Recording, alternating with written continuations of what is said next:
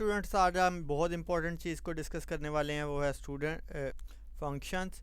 तो फंक्शंस में क्या होता है कि फंक्शन में जब एक काम को आप रिपीटेडली करना चाहते हैं, बार बार करना चाहते हैं, और वो फ्यू लाइन ऑफ कोड्स होते हैं, तो वो एक स्पेसिफिक काम करने के लिए यूज़ होते हैं। तो अब वो हम बजाय इसके कि हम उसको बार बार लिखें, हम क्या करते हैं कि हम एक फ़ंक्शन बना लेते हैं, और जब भी वो सारे कोड्स हमें चाहिए होते हैं हम उस फंक्शन को कॉल कर लेते हैं। तो हमें समझ आएगी पाईचार्म में, तो हम चलते हैं अपने पाईचार्म में और उसमें एक छोटा सा फंक्शन बनाते हैं और उसको थोड़ा सा डिस्कस करते हैं। सबसे पहले मैं एक छोटा सा फंक्शन बनाता हूँ और उसके बाद हम उसके पैरामीटर्स को डिस्कस करते हैं। से मैं लिखना चाहता हूँ डेफ ग्रीट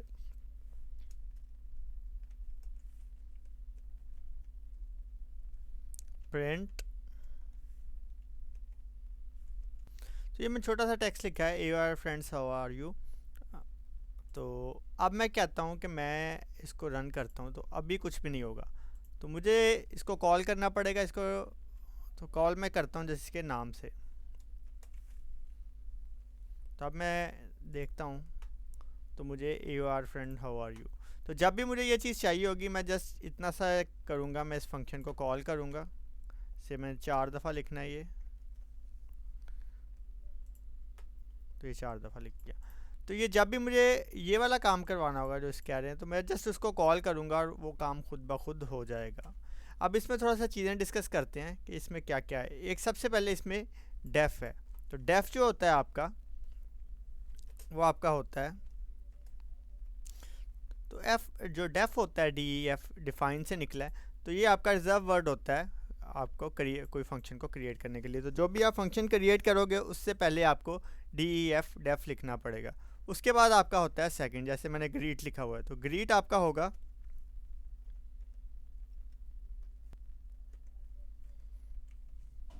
तो ग्रीट क्या करता है, ग्रीट आपका नेम ऑफ द फंक्शन है या टास्क है जो आप बार बार करवाना चाहते हैं, और ये आप कुछ भी रख सकते हैं, लेकिन आपको बेहतर है कि जो ये काम कर रहा है, जैसे ये ग्रीट कर रहा है तो मैं इसका ग्रीट लिख लूँ। अगर ये सम कर रहा होता तो मैं इसको सम लिख देता यहाँ पे। तो वो जो भी वो काम करता है वो उसका नाम रख देते हैं। तो बस एक चीज़ का ख्याल रखना, ये कोई रिज़र्व वर्ड ना हो कि जैसे ये 4 है रिज़र्व वर्ड, तो इस तरह के कोई नाम ना रखें जो पाइथन में ऑलरेडी रिज़र्व्ड हैं, और उसके अलावा आप कोई भी इसको नाम रख सकते हैं। उसके बाद आपकी आ जाती हैं ये पैरेंथेसिस। तो ये किस काम के आती हैं, ये आपकी, तो ये जो आपकी पैरेंथेसिस हैं ये इनपुट पैरामीटर लेने के काम आती हैं। फॉर एग्जांपल इसमें तो हमारे पास कोई इनपुट पैरामीटर नहीं है, तो हमने इसको खाली छोड़ दिया। लेकिन अगर कोई इनपुट पैरामीटर, फॉर एग्जांपल हमने 2 नंबर्स को जमा करना है, तो वो नंबर्स के जो पैरामीटर्स हैं हम वहाँ पे लेंगे। या फॉर एग्जांपल हम एक इसको देखने के लिए हम ये करते हैं कि हम इस इधर नाम प्रिंट करने की कोशिश करते हैं कि जो भी हमें नाम मिलेगा वो हम यहाँ पे प्रिंट करेंगे। तो उसके लिए हम इस फंक्शन को थोड़ा सा चेंज करते हैं। हम यहाँ पे इसका नाम लेते हैं नेम, और फ्रेंड की जगह पे हम लिख लेते हैं, यहाँ पे एफ स्ट्रिंग यूज़ कर लेते हैं, हमारे लिए आसानी हो जाएगी।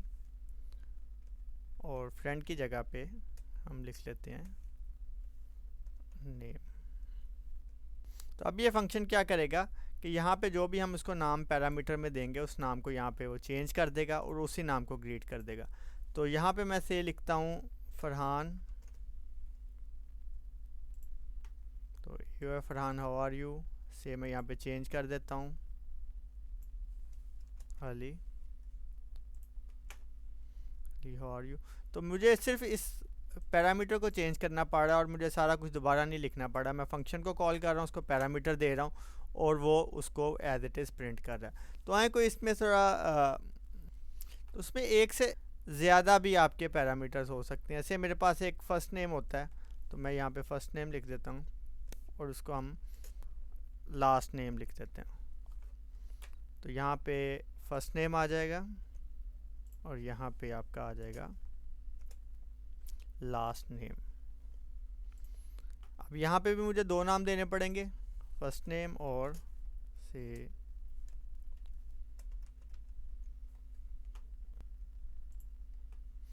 तो there you go, hey Ali Khalid how are you. तो यहाँ पे क्या हो रहा है कि यहाँ पे हम 2 नाम दे रहे हैं, लेकिन कई दफ़ा ऐसे होता है कि आपको पता नहीं है दोनों में फ़र्स्ट नेम कौन सा हो सकता है या लास्ट नेम कौन सा हो सकता है। तो उसमें आप थोड़ा सा ये कर सकते हो कि उसमें आप एक कॉन्सेप्ट होता है कीवर्ड्स आर्गुमेंट का। तो आप उसमें कीवर्ड आर्गुमेंट मतलब लास्ट नेम को आप बता सकते हो, यहाँ पे ये फर्स्ट नेम है और ये पोजीशन है इसकी, तो मैं यहाँ पे कह सकता हूँ ये लास्ट नेम है।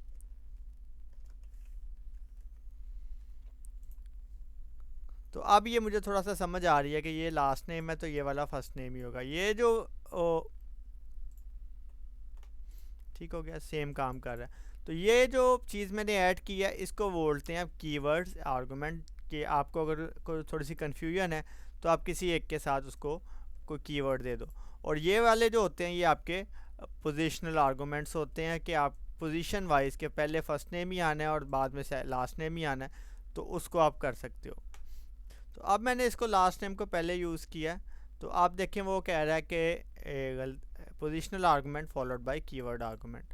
तो ये इसमें इस तरह ये एरर देगा। लेकिन अगर हम पहले तरीके से करेंगे जैसे हमने पहले किया था तो फिर ये एरर नहीं देगा, फिर उसको वो काम करेगा। तो ये सही तरीका है इसको यूज़ करने के लिए।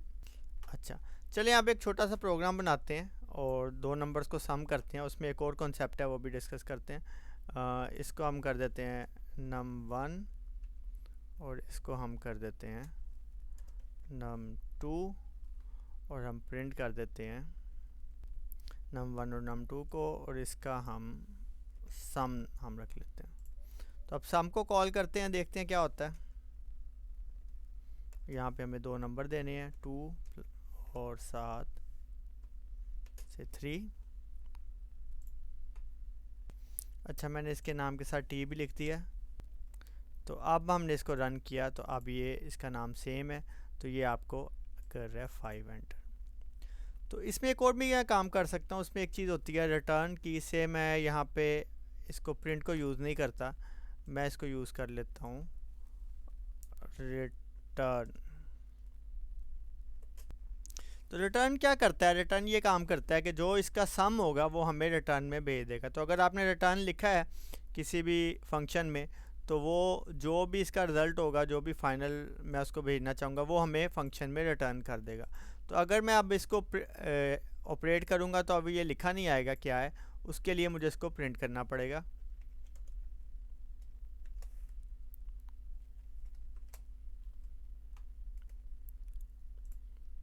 There you go. तो बाज़ औक़ात हमें एक नंबर चाहिए होता है रिटर्न में, ताकि यहाँ से हमें कोई इंटीजर नंबर मिले जिसको हम कहीं और पे यूज़ करें।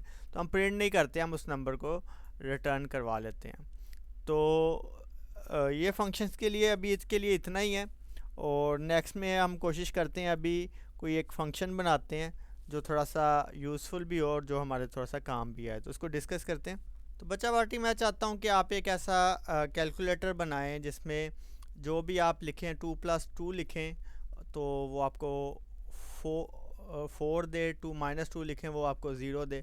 मतलब उसमें जस्ट सम ना हो, उसमें वो कैलकुलेटर में वो सारी चीज़ें आपके इनपुट से करे। तो मैं उसको बनाता हूँ, आप भी उसको बनाएं, तो हम उसको डिस्कस करते हैं थोड़ी देर में। तो मेरा प्रोग्राम इसलिए जल्दी जल्दी से बना लेता हूँ या वीडियो पास में बना लेता हूँ कि थोड़ा सा एक तो आप प्रैक्टिस कर लें, और दूसरा ये है कि हमारा टाइम ना वेस्ट हो। यानी एक वीडियो हम इस तरह, अगर मैं सारे साथ साथ असाइनमेंट्स भी बनाता जाऊँगा तो आपकी एक वीडियो जो है ना 20-20 मिनट की हो जाएगी, वो आपके लिए भी बहुत बोरिंग हो जाती है। तो अभी जल्दी से मैं इसको बनाता हूँ, एक कैलकुलेटर और जो सारे बेसिक फंक्शन कर सकता हो, और फिर हम उसको डिस्कस करते हैं। तो आप भी इसको बनाइएगा।